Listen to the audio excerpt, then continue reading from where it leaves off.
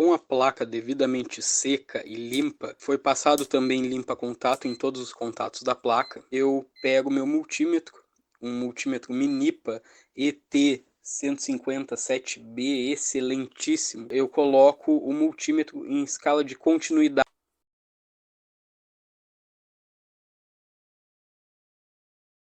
que é quando ele vai gerar uma corrente elétrica, quando essa corrente se encontrar, o multímetro bipa com esse exato barulho.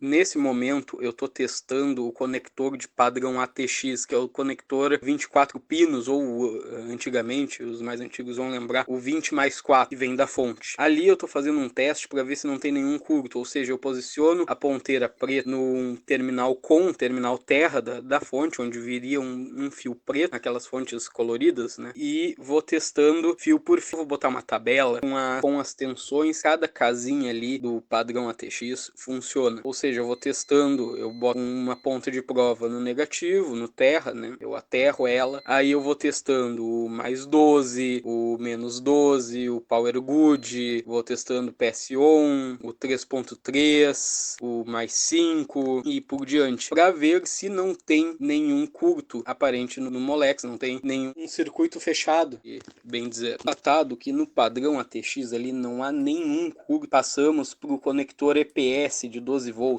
Ali é mais simples, a fileira de baixo é negativa, a fileira de cima é positiva, seria o cabo amarelo da fonte, que seria o mais 12 volts, baseando no de baixo e no de cima, sempre se baseie pela trava, tem um dentinho ali, baseie pela trava que não tem erro. Ó, aqui eu vou testar o EPS 12 volts, que antigamente era 4, era um conector só de 4, agora são 8, porque as placas consomem mais, né? Eu testo a primeira linha, apitou, ou seja, ali tá ligado, é a mesma coisa que ligar uma ponteira com a outra. Aí eu ligo da primeira linha com a segunda, não apitou, ou seja, não há curto. Os dois estão tranquilos, não há curto na placa visível neste momento.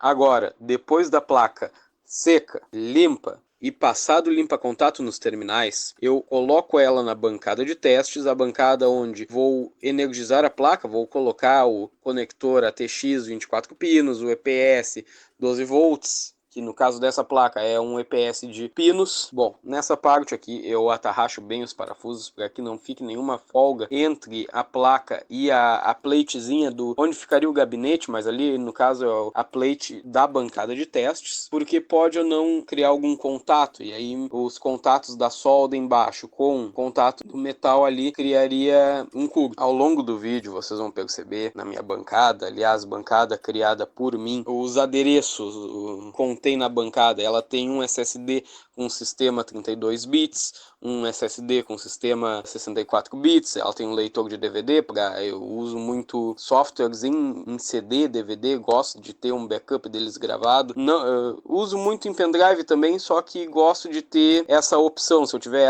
só em DVD, se eu tiver um sistema que rode só em DVD, os famosos live CDs, eu gosto de ter aquela opção para usar na bancada de testes. Ela foi uma bancada projetada e criada para atender até o mínimo teste possível que eu possa fazer no hardware. Ou seja, ela tem tudo bem à mão ali, todos os conectores bem à mão, de fácil acesso. Ela tem um speaker ali na frente, um hub USB. Aqui vocês podem notar que eu coloquei o speaker. Aqui eu estou mostrando também que eu estou ligando a placa sem a bateria da CMOS. Por quê? Se tiver alguma configuração de BIOS que está errada, alguma configuração que pode estar acarretando falta de vídeo também, eu já ligo o computador sem a BIOS para que ela inicie a BIOS resetada, como seria um padrão de fábrica, para que ocorra o mínimo possível para atrapalhar o reparo da placa. Aqui, como é 8 pinos, a placa, antes eu estava numa bancada de teste de uma placa mais simples, uma placa de 4 pinos, o EPS ele estava desgrudado, e aí é uma conexão bem chatinha conectar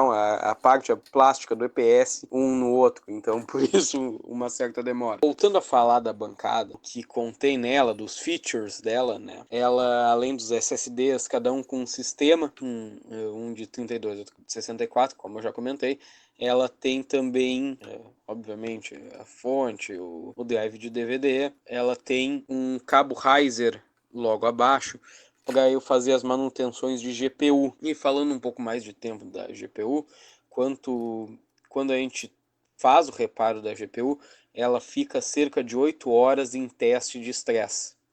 para saber se está tudo redondinho, se está tudo certinho com ela.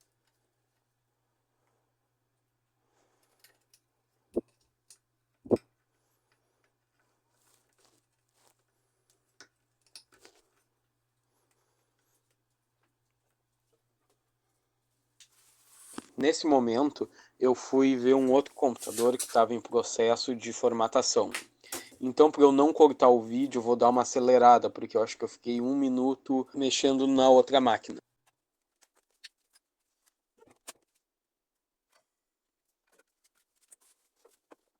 Bom, nesse ponto eu startei a placa sem memória e sem GPU para saber se a placa ela bipava, que quando tu inicia sem memória ou se for um processador sem vídeo integrado, como é o caso, sem a GPU, a placa tem que me avisar que tem algo errado, que não tem memória ou não tem GPU, ou no caso os dois, para saber se a parte lógica da placa está funcionando. Que o que faz uma placa mãe, uma placa de vídeo, uma memória, um eletrônico em si funcionar. São duas forças, é a parte lógica e a parte de energia, a parte energética. Então o reparo geralmente se dá numa das duas ou nas duas, sendo a parte lógica um pouquinho mais complicada. Por exemplo, tivesse que trocar um PCH ou uma ponte sul, uma ponte norte, seria um processo um pouco mais dificultoso, não impossível, mas um pouco mais dificultoso. Notem também que dos problemas que foram informados, alguns já foram sanados. Ou seja, o cooler rotaciona, o cooler roda,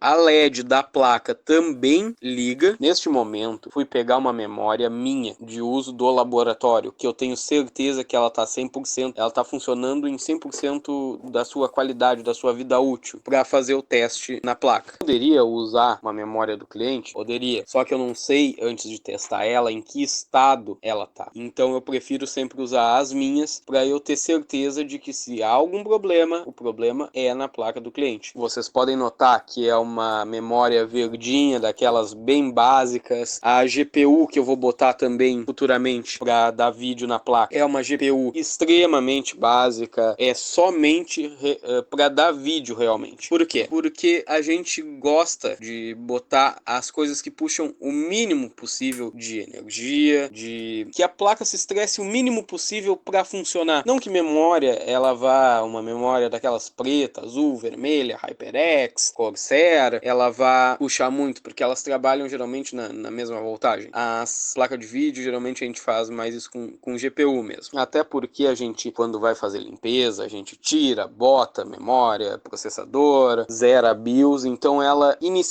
startar com uma configuração o mais simples, o mais básica possível, é melhor. Eu vou mostrar que eu vou ligar a memória no slot que está escrito DDR0, se eu não me engano, ou DDR1. Antigamente, a gente ligava a memória no slot que era o mais próximo do processador. Hoje, com arquiteturas diferentes, com manufatura, com a construção das placas diferentes, ela vem muitas vezes na serigrafia qual é o slot que tu deve ligar primeiro. Nesse caso, a placa só tem 2 slots, mas antigamente tinha placas com 4 slots. Hoje em dia também tem as placas mais high-end, contam com mais slots de memória para uma expansão de memória maior. Até para ativar dual channel ou até o quadri channel, que não é mais tão não é comum ver. Não no segmento de gamer de entrada, até o mid-end e computadores desktop de escritório mesmo. Ó, nesse caso, a serigrafia me informa que o slot número 1, que eu devo colocar a primeira memória, é o mais longe do processador. Ó, mostrando para vocês a GPU que eu peguei, é uma GPU sem conector de energia, uma GPU extremamente básica, é realmente para a placa startar com o mínimo possível, com o básico, com uma GPU que ela só vai ter esforço ali para dar vídeo, para ela te mostrar informações na tela. Vou ligar também o monitor que eu tenho de teste ali na entrada VGA, não vou botar HDMI, justamente para a GPU não ter o trabalho duplo, até porque é um chip bem simples, bem antigo, não ter o trabalho duplo de dar vídeo e áudio ao mesmo tempo, né? Memória e a GPU instalada, vamos ver se a placa starta, se ela dá vídeo, se ela vai para a configuração de BIOS. Nesse momento nem os SSDs eu tinha ligado, era só para ver se ela entrava na tela de BIOS. Não notem o meu monitor, que é um monitor bem antiguinho, mas nessa parte vocês conseguem ver a placa bipolada bipou, deu a imagem inicial e vai entrar na BIOS. E é isso, a princípio certinho. Agora ela vai entrar para uma rodada de testes para ver se está tudo redondinho, se está tudo certo. Pegando aqui o gabinete do cliente para poder mostrar para vocês, eu mostro aqui que é uma fonte da Gigabyte, como eu já tinha falado antes no vídeo, né? É uma fonte de 550 watts, muito boa, de uma construção excelente, PFC ativo, chave seletora. Aqui eu estou deixando a chave seletora no desligado para eu poder botar o meu equipamento para medir as linhas de tensão que saem da fonte pelo conector ATX de 24 pinos, quanto pelo EPS de 12 volts, que agora é 8 pinos no caso dessa placa, quanto pelas entradas SATAs, né? Uma curiosidade dessa fonte é que ela tem uma linha só de 12 volts, então isso proporciona uma filtragem melhor, uma linha mais limpa de energia.